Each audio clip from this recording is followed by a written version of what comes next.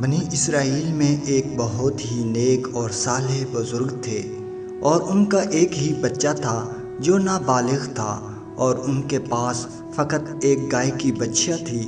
ان بزرگ نے اپنی وفات کے قریب اس بچیا کو جنگل میں لے جا کر ایک جھاڑی کے پاس یہ کہہ کر چھوڑ دیا کہ یا اللہ عز و جل، میں اس بچیا کو اس وقت تک تیری امانت میں دیتا ہوں کہ میرا بچہ بالغ ہو جائے۔ اس کے بعد ان بزرگ کی وفات ہو گئی اور بچیا چند دنوں میں بڑی ہو کر درمیانی عمر کی ہو گئی اور بچہ جوان ہو کر اپنی ماں کا بہت ہی فرما بردار اور انتہائی نیکوکار ہوا۔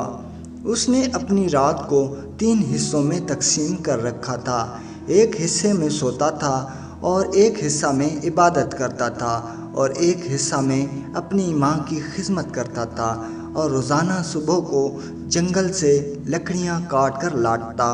اور ان کو فروخت کر کے 1/3 رقم صدقہ کر دیتا اور 1/3 اپنی ذات پر خرچ کرتا اور 1/3 رقم اپنی والدہ کو دے دیتا۔ ایک دن لڑکے کی ماں نے کہا کہ میرے پیارے بیٹے، تمہارے باپ نے میراث میں ایک بچیا چھوڑی تھی جس کو انہوں نے فلاں جھاڑی کے پاس جنگل میں اللہ عز و جل کی امانت میں سونپ دیا تھا۔ اب تم اس جھاڑی کے پاس جا کر یوں دعا مانگو کہ اے حضرت ابراہیم و اسماعیل و اسحاق کے خدا، تو میرے باپ کی سونپی ہوئی امانت مجھے واپس دے دے۔ اور اس بچیا کی نشانی یہ ہے کہ وہ پیلے رنگ کی ہے اور اس کی کھال اس طرح چمک رہی ہوگی کہ گویا سورج کی کرنیں اس میں سے نکل رہی ہیں۔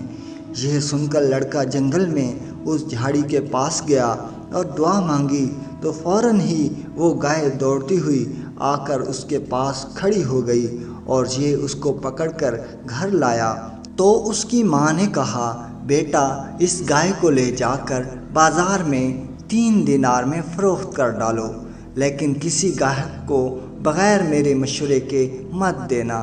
ان دنوں بازار میں گائے کی قیمت 3 دینار ہی تھی۔ بازار میں ایک گاہک آیا جو در حقیقت فرشتہ تھا۔ اس نے کہا کہ میں گائے کی قیمت 3 دینار سے زیادہ دوں گا، مگر تم ماں سے مشورہ کیے بغیر گائے میرے ہاتھ فروخت کر ڈالو۔ لڑکے نے کہا کہ تم خواہ کتنی بھی زیادہ قیمت دو، مگر میں اپنی ماں سے مشورہ کیے بغیر ہرگز اس گائے کو نہیں بیچوں گا۔ لڑکے نے ماں سے سارا ماجرا بیان کیا تو ماں نے کہا کہ یہ گاہک شاید کوئی فرشتہ ہو، تو اے بیٹا، تم اس سے مشورہ کرو کہ ہم اس گائے کو ابھی فروخت کریں یا نہ کریں۔ چنانچہ اس لڑکے نے بازار میں جب اس گاہک سے مشورہ کیا تو اس نے کہا کہ ابھی تم اس گائے کو نہ فروخت کرو، آئندہ اس گائے کو حضرت موسیٰ علیہ السلام کے لوگ خریدیں گے تو تم اس گائے کے چمڑے میں سونا بھر کر اس کی قیمت طلب کرنا، تو وہ لوگ اتنی ہی قیمت دے کر خریدیں گے۔ چنانچہ چند ہی دنوں میں بنی اسرائیل کے ایک بہت مالدار آدمی کو، جس کا نام عامل تھا، اس کے چچا کے دونوں لڑکوں نے اس کو قتل کر دیا اور اس کی لاش کو ایک ویرانے میں ڈال دیا۔ صبح کو قاتل کی تلاش شروع ہوئی، مگر جب کوئی سراغ نہ ملا تو کچھ لوگ حضرت موسیٰ علیہ السلام کی خدمت میں حاضر ہوئے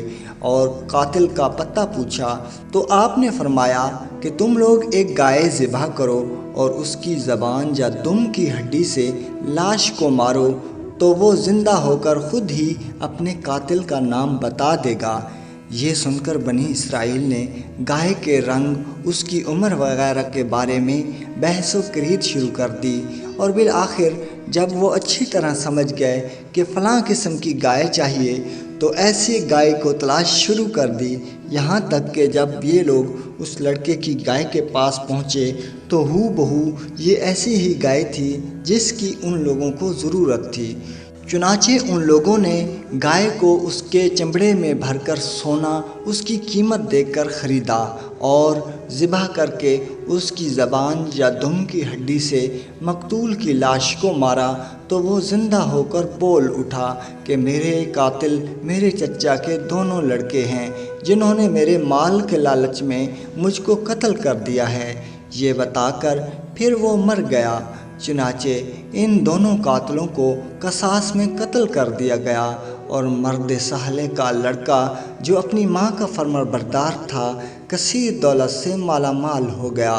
یہ بہت ہی اہم اور نہایت ہی شاندار قرآنی واقعہ ہے، اور اس واقعہ کی وجہ سے قرآن مجید کی اس سورت کا نام سورہ بقرہ یعنی گائے والی سورت رکھا گیا ہے۔